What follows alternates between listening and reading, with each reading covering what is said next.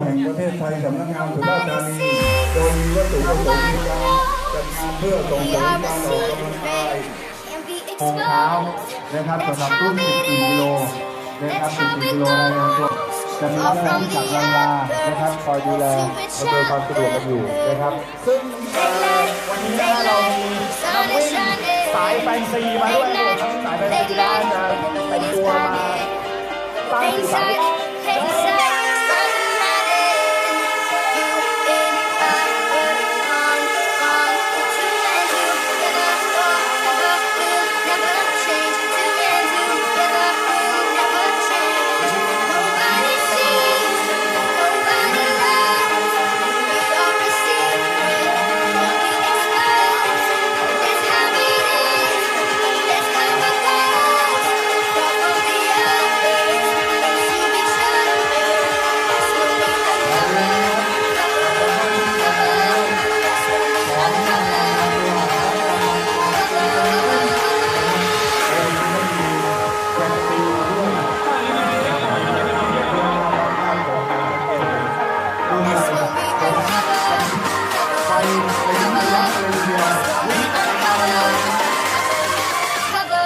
วิ่งให้สนุกครับวิ่งให้ปลอดภัย